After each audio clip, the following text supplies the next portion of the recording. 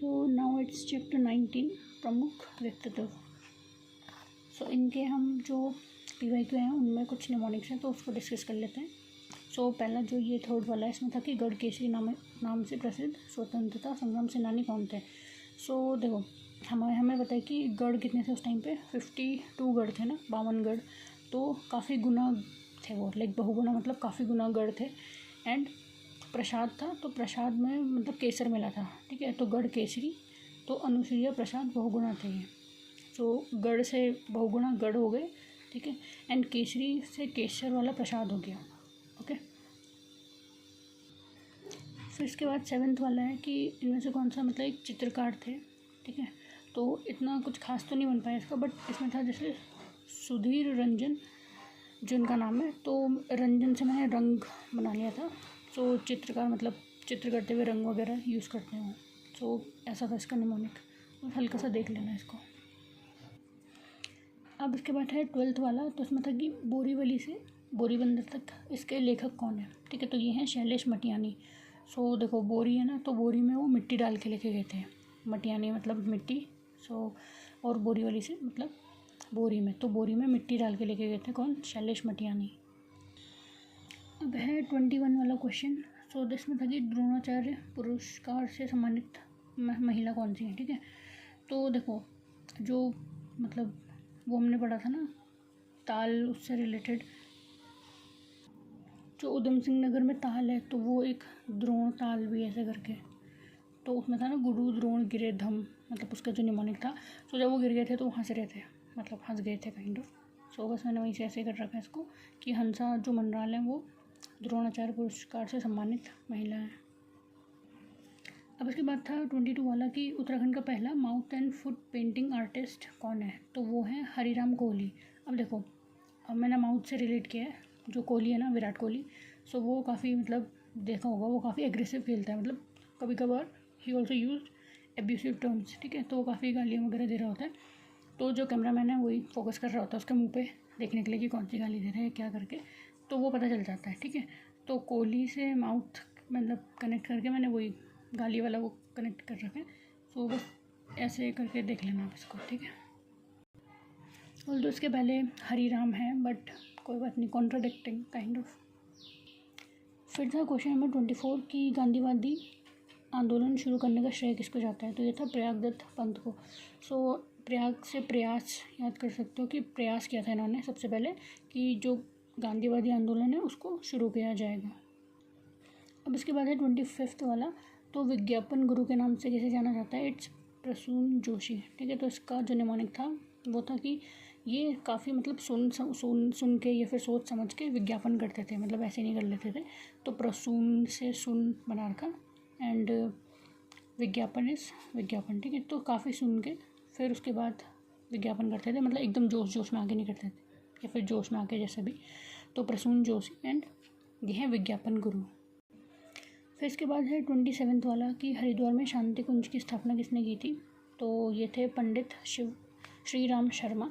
तो देखो शांति कुंज में मतलब नॉर्मली जो देखा होगा तो वहाँ पंडित जी लोग रहते हैं ना, तो वो पूजा वगैरह करते हैं, ठीक है, तो शांति कुंज में तो पंडित जी से पंडित हो गया, एंड श्री राम मतलब काइंड ऑफ शांति वाले थे वो, काइंड ऑफ कह सकते हैं। सो या तो शांति कुंज में पंडित श्री राम शर्मा या फिर मतलब पूजा कर रहे थे वो श्री राम की। बस अब इसके बाद है 32 वाला, तो गढ़वाल लोकसभा क्षेत्र के प्रथम निर्वाचित सांसद कौन थे, तो ये थे भक्त दर्शन, ठीक है, तो मतलब प्रथम निर्वाचित है ना, तो उन्होंने पहली बार अपने दर्शन दिए थे, ठीक है, अपने भक्तों को दर्शन दिए थे। निर्वाचित सांसद का बस याद रख लेना कि प्रथम निर्वाचित सांसद में थे, ठीक है, गढ़वाल लोकसभा के प्रथम निर्वाचित सांसद थे ये भक्त दर्शन। ओके, सो अब है क्वेश्चन 41 वाला, तो इसमें था कि किसने मतलब उत्तराखंड का इतिहास 12 खंडों में लिखा था, ठीक है, सो ये है डॉक्टर शिव प्रसाद डबराल, और जिनको चारण भी बोलते हैं, एंड चारण मतलब वॉन्डरर होते हैं, मतलब इधर उधर घूमने का शौक़ होता है, तो ऐसे करके, तो इसी वजह से इनका नाम चारण पड़ा था, ठीक है। एंड इन्होंने इंसाइक्लोपीडिया मतलब इनको इंसाइक्लोपीडिया ऑफ उत्तराखंड भी बोला जाता है। तो देखो अभी घूम घूम के इन्होंने इतना नॉलेज इकट्ठा कर लिया था कि इनको मतलब इंसाइक्लोपीडिया का दर्जा दे दिया। सो बिकॉज घूमोगे जितना ज़्यादा तो उतना एक्सप्लोर करोगे, ऑब्वियसली बात है। सो इसीलिए इनको इंसाइक्लोपीडिया ऑफ उत्तराखंड भी कह दिया था। इंसाइक्लोपीडिया ऑफ उत्तराखंड है तो उत्तराखंड का पूरा इतिहास, मतलब जो 12 खंडों में फिर इन्होंने लिखा रखा था इसको, ठीक है। तो ये चीज़ है, तो मतलब ये याद करना है बस कि डॉक्टर शिव प्रसाद डबराल, इनको ही चारण बोलते हैं, एंड इंसाइक्लोपीडिया ऑफ उत्तराखंड भी इन्हीं को बोलते हैं। और उत्तराखंड का इतिहास 12 खंडों में इन्होंने ही लिखी है।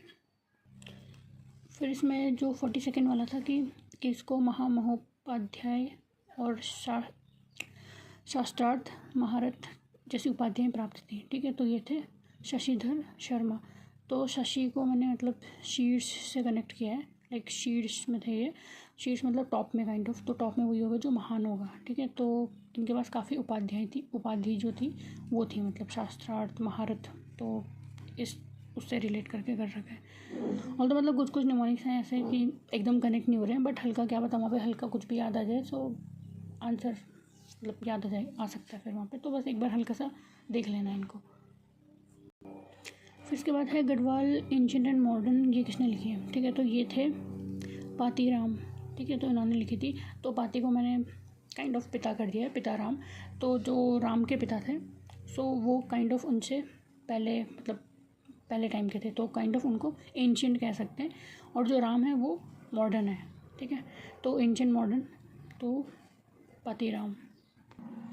अब इसके बाद है जो 46 वाला है, हाँ नहीं अच्छा पहले 45 वाले को डिस्कस कर लेते हैं कि इसमें था कि राज्य निर्माण आंदोलन के दौरान मुजफ्फरनगर कांड में, मतलब मुजफ्फरनगर कांड से प्रभावित होकर किसने कविता लिखी थी, पहाड़ के आगे भीतर पहाड़, ठीक है। तो ये देखो अब इसमें पहाड़ पहाड़ 2 बार रिपीट हो रहा था ना, पहाड़ के आगे भीतर पहाड़, एंड इनका जो नाम है ये है बलवंत। तो काइंड ऑफ इसको वन वन कर सकते हो, या फिर मतलब थोड़ा बहुत सिमिलर है, साउंड कर ही रहा है वो।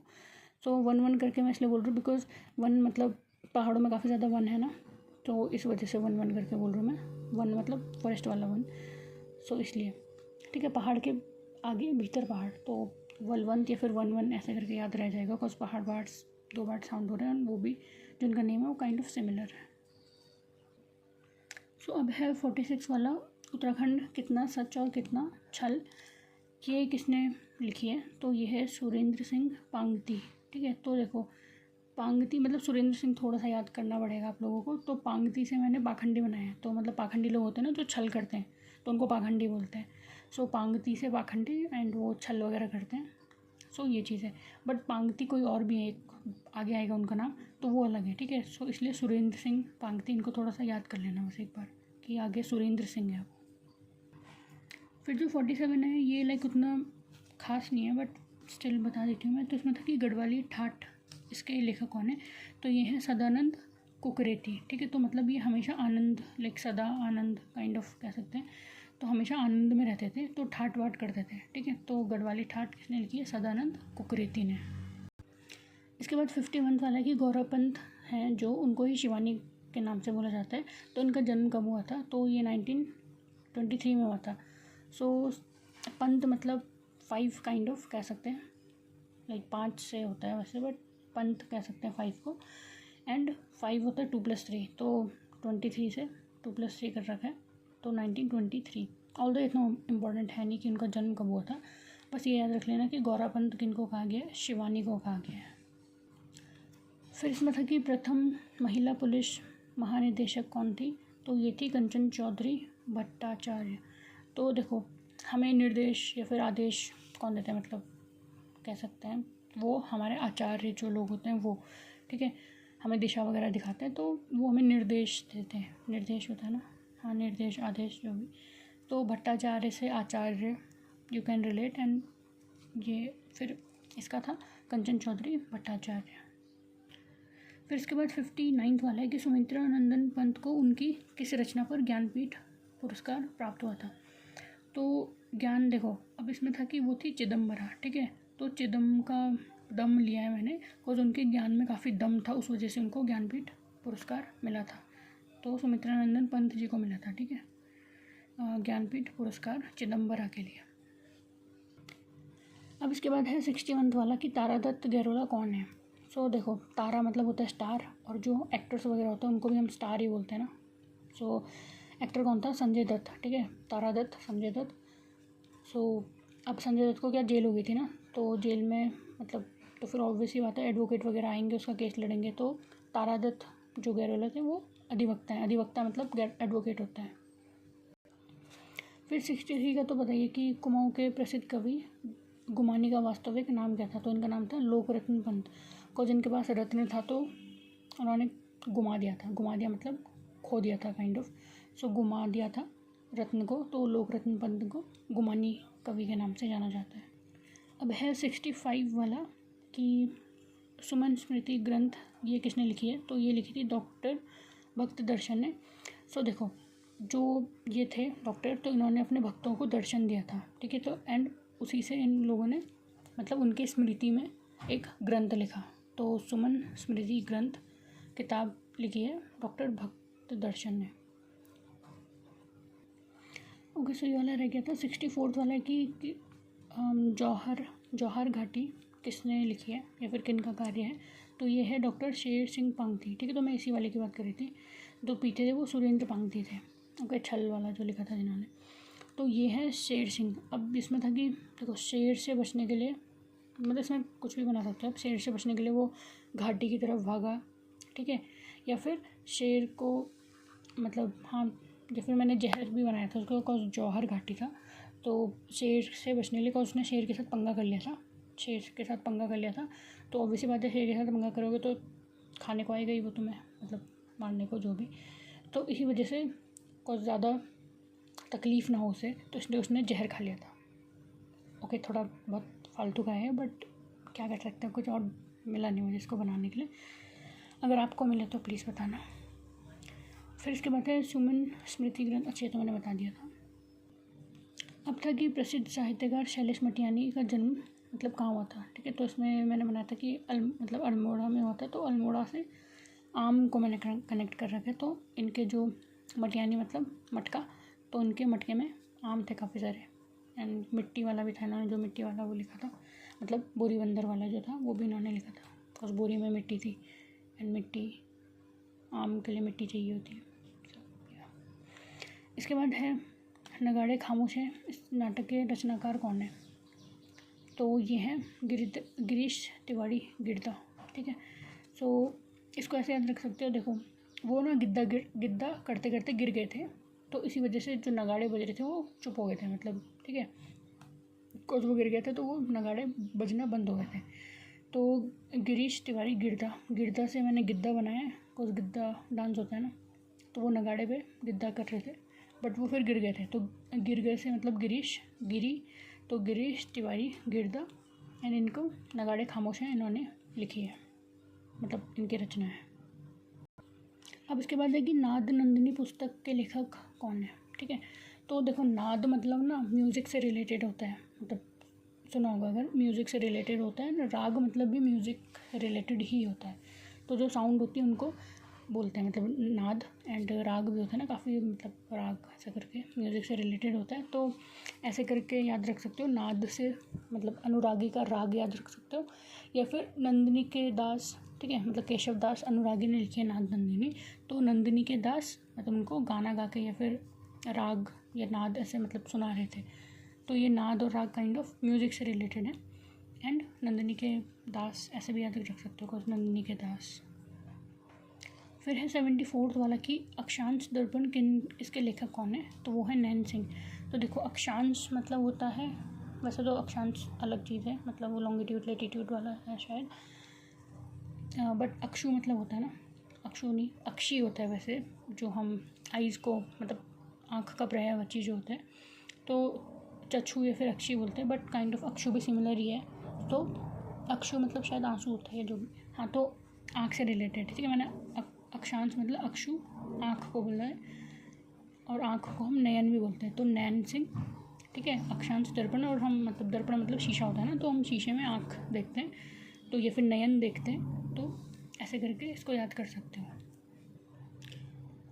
अब है 75 वाला कि the Chipko movement a people's history, इसके लेखक कौन है? तो वो है शेखर पाठक, ठीक है। सो अब देखो इसमें चिपको मूवमेंट द पीपल्स हिस्ट्री में पार्ट होते हैं ना, पार्ट मतलब हिस्ट्री एक सब्जेक्ट है उसमें पार्ट होते हैं, पार्ट मतलब लेसन्स होते हैं, तो अलग अलग लेसन्स होते हैं हिस्ट्री में 1 2 3 4 ऐसा करके। तो शेखर पाठक, ठीक है, तो इन्होंने लिखी है ए पीपल्स मतलब the Chipko movement, a people's history. And Chipko movement देखो अपने शिखर पे भी पहुंचा था ना, तो चिपको मूवमेंट काफ़ी इंपॉर्टेंट भी है। तो शिखर मतलब शेखर पाठक, एंड ये तो बाकी मैंने बता दिया, ठीक है। पाठ मतलब हिस्ट्री से, लेसन से रिलेटेड है। अब इसके बाद है दशोली ग्राम स्वराज संघ की स्थापना किसने की थी? तो ये चंडी प्रसाद भट्ट ने की थी। तो देखो दशोली मतलब 10 गांव जो थे, ठीक है, दशोली 10 गांव मतलब ग्राम से गांव, दशोली का 10, तो 10 ग्राम में इन्होंने क्या किया था, चंडी माता का प्रसाद बांटा था, ठीक है। तो चंडी माता का प्रसाद बांटा था 10 गांव में। तो ऐसा है इसका। फिर इसके बाद है गढ़ राजवंश काव्य और गणिका नाटक के लेखक कौन हैं? तो वो है मौलाराम तोमर। सो देखो जो मौलाराम है वो काफ़ी फेमस थे, मतलब उनका पूरा राज चल रहा था, ठीक है, गढ़वाल में। तो गढ़ राजवंश काव्य, और वो कवि मतलब कवि थे या फिर लेखक कह सकते हैं। तो गढ़ राजवंश काव्य मौलाराम ने लिखी थी। एंड इसके अलावा गणिका नाटक, इसको लाइक ऐसे याद कर लेना, हाँ, या फिर इसको लाइक मौला या फिर तोमर है जैसे, तो मोल तोल, तोल मोल ऐसा करके होता है ना। सो तोल मोल हम किस में करते हैं, मतलब मैथ्स यूज़ करते हैं। सो गणिका, और लोग गणित होते हैं मैथ्स, बट गणिका नाटक इन्होंने लिखी है। अब जो क्वेश्चन नंबर 80 है उसमें मनोदय काव्य के बारे में बताया। तो ये पवार शासक ने लिखी थी, और वो कौन था, मानशाह। तो मान मतलब मनो मान काइंड ऑफ सेम ही है। सो मनोदय काव्य किसने हुई थी, मतलब इसकी रचना किसने हुई थी, किसके टाइम पे हुई थी? अच्छा, रचना हुई थी इनके टाइम पे। तो ये थे मानशाह के टाइम पे, इनकी इस मतलब जब ये थे उस टाइम पे मानवोदय काव्य की रचना हुई थी। सो अभी हमने पढ़ा था ना चिपको आंदोलन वाला, कि चिपको आंदोलन है पीपल्स हिस्ट्री, तो वो शेखर पाठक ने लिखी थी। तो उसी से रिलेटेड एक और है चिपको आंदोलन पर आधारित हरी भरी उम्मीद, ठीक है, तो ये भी शेखर पाठक ने लिखी है।